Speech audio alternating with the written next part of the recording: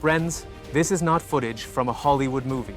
This is reality unfolding right now over the territory of the aggressor. Since August this year, Ukrainian strikes on Russian oil refineries have turned into a large-scale strategic campaign, codenamed Deep Strike. 16 out of 38 of Russia's largest oil refineries have suffered serious damage. Behind these figures lies a loss of up to 40% of refining capacity. The country that exports oil is now forced to buy gasoline from Belarus. Imports have quadrupled. In the spring and summer, Russia methodically destroyed Ukraine's energy infrastructure. Thermal power plants, hydroelectric stations, transformer substations, everything that could leave the population without light and heat ahead of winter.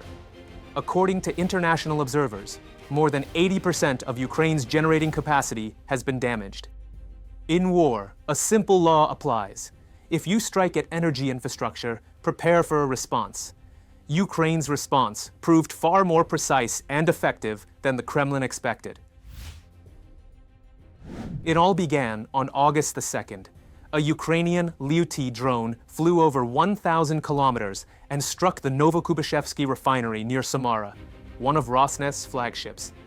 Reuters reported that the drones damaged the main processing unit, and restoration will be delayed due to sanctions on Western equipment. The fire raged for hours. The plant came to a complete halt. This was just the beginning. On August 14th, Volgograd, the Lukoil refinery. Again Liutyi and Beaver drones, again fires, again a complete shutdown. Bloomberg recorded that this was part of a series of strikes that forced Russia to reduce refining by 17 to 40% from pre-war levels. And it became clear, these are not isolated attacks. This is a system.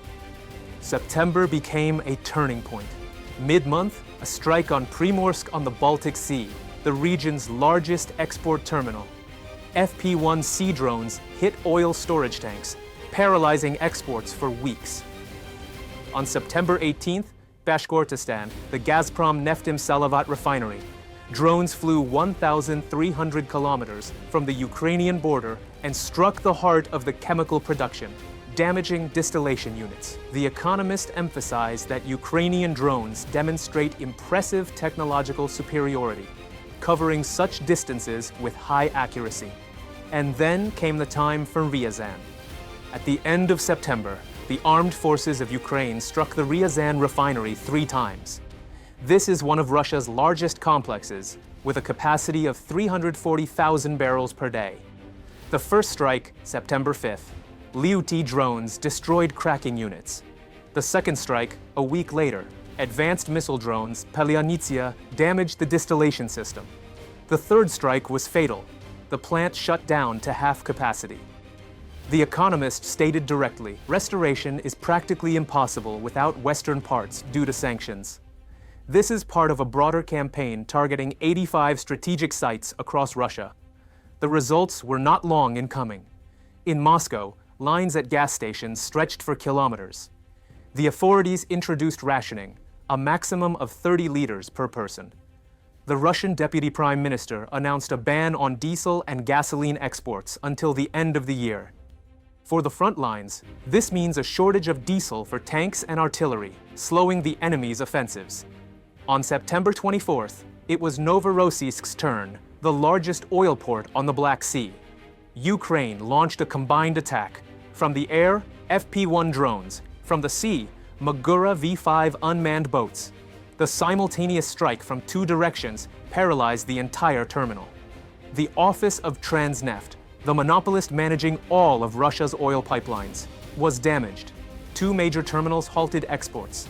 Preliminary estimates indicate that Russia is losing about $52 billion in annual export revenues from petroleum products. Diesel exports fell by 30%, the lowest level since 2020. The military consequences are critical. The Black Sea Fleet has lost its main fuel supply source. Sea drones have paralyzed Transneft and the Caspian pipeline, forcing raw material rerouting via more expensive routes. October became the month of the operation's peak. October 1st, a powerful strike on the large, strategically important oil refinery in Yaroslavl by Ukrainian Liutyi drones. The Russians initially tried to deny the attack, hiding behind standard excuses about technical issues at the facility. But satellite imagery and eyewitness accounts revealed significant infrastructure damage. Analysts also noted that this is part of a series of strikes that disabled 40% of refining capacity. October 3rd, simultaneous attacks on Orenburg and Perm, an oil refinery and a major chemical plant, were set ablaze by precise strikes from Ukrainian advanced missile drones Palyanytsia, which combine the advantages of ballistic missiles and maneuverable drones. October 4th, Kirishi refinery in Leningrad region, Ukrainian FP-1 drones accurately hit key facility targets, with firefighting efforts lasting hours. But production operations were severely disrupted for an extended period. And then came the historic night of October 6th. Over 200 drones simultaneously. Target, Feodosia in Crimea, an oil depot with 250,000 tons capacity, ammunition depots of the Russian 18th Army. The Sverdlov plant, one of Russia's largest explosives manufacturers. Everything was used. Liutyi and Beaver drones, advanced missile drones Ruta that hit targets over 2,000 kilometers away.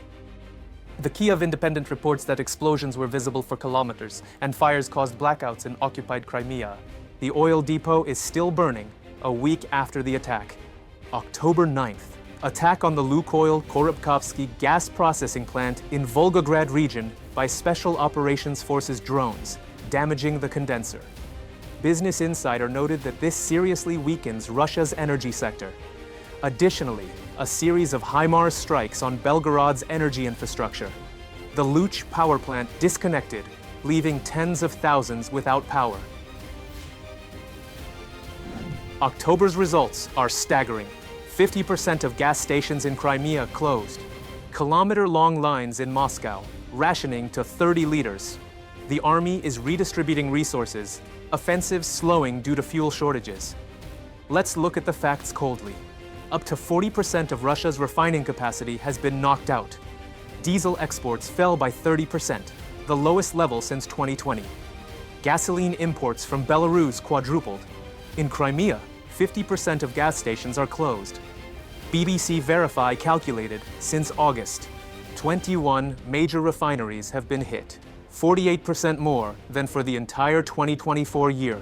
Behind these figures, tanks without fuel, aircraft with limited sorties, logistics in chaos. Russia is losing billions, and its army is losing mobility. The Institute for the Study of War emphasizes these strikes weaken the Kremlin's ability to wage a prolonged war, disrupt the logistics of occupation forces, and force the redistribution of limited resources. This is the war that Ukraine is waging, not only on the front lines, but also hundreds of kilometers deep in enemy territory. Precise, exhausting, effective. Every new Palyanytsia drone, every Ruta missile, every upgraded Liutyi, these are steps toward victory. Operation Deep Strike continues. And this is just the beginning. If you enjoyed this video, don't forget to give it a like and share your thoughts in the comments. This is our new format, so the more actively you support us, the sooner we'll share Ukraine's new victories, and you'll be the first to hear the hottest news.